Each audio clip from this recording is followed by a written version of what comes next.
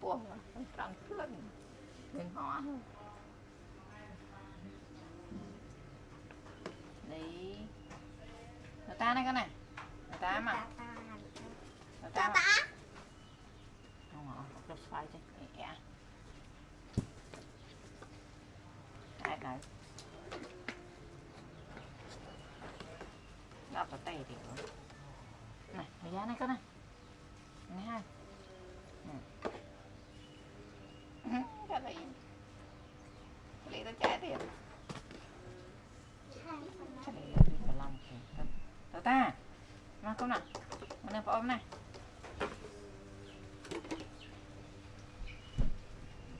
người này để nuôi chẳng phải làm mà Charlie này một khắc tao ta này con này thưa ấy tổ ná thưa ấy ha mới sợ kì vừa rồi dạ khăn tao ta này đây dương nè thưa ấy bảo đây nè em mới ra cái thơ mày này người giá này mới sao đi vô đào cổ nữa này nè đào cổ nè đào cổ nè rồi ra cái chậu vô rồi tí này tí xíu đọc từ giá tí nè đọc từ giá tí còn đọc từ giá ta đọc từ giá tí còn nó từ giá ốc học đọc này từ ta này từ ta này thời gian con này đây nhà thảm miên ta cối đó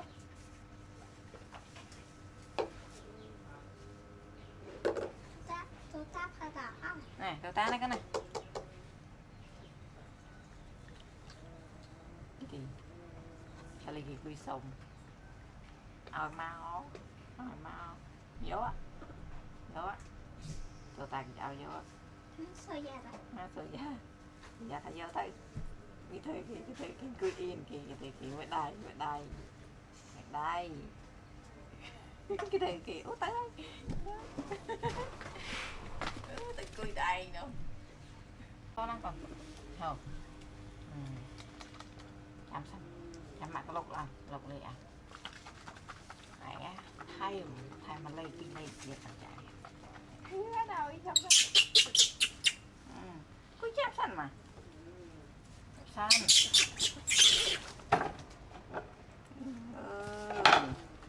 nó ta đâu chanh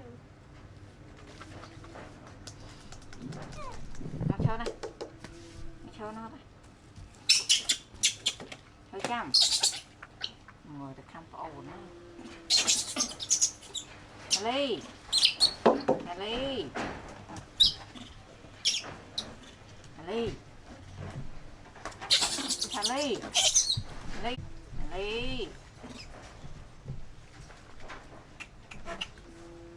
Ly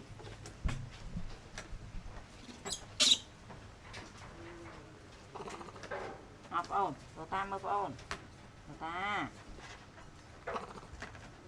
ta Ly con thấy ổn nó cả người ta đi nghe không rồi nó ở đây Ly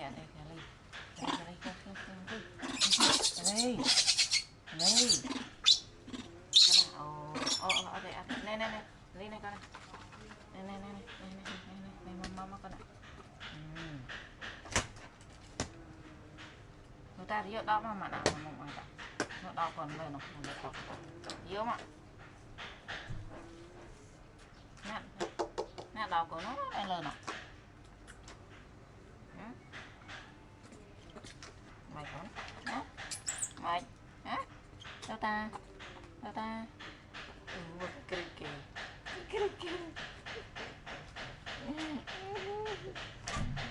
bầu rồi Charlie sang bầu Charlie khôi na Charlie nè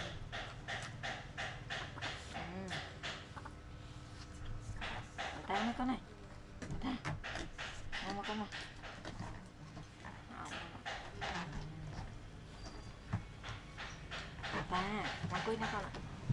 Đi vô cho tạo tám á. Tại đấy thà lý mua bắt khăn này. Bắt khăn này này. Mà in ra đấy ạ.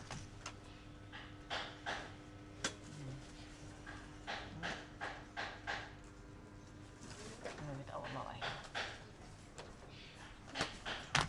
Này con này. Này con này. Ta này.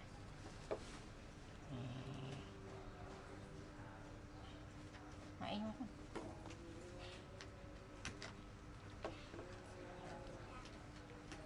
Ui. Thân. Cái ok cam kì. Không bắt ra. Thôi.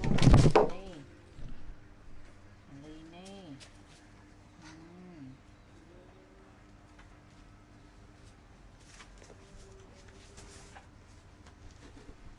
Ta có lít.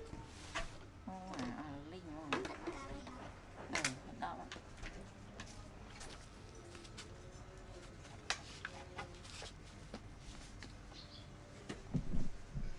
Mama ai tô tam không? Ôm một khẩn. Ly.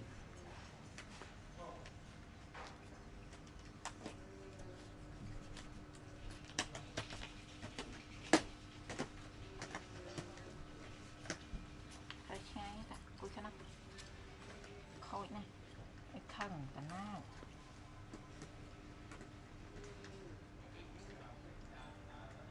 Bắt môi. Bắt đầu. Lạ lì đi. Nhằm pô đâu con á. Pô nữa.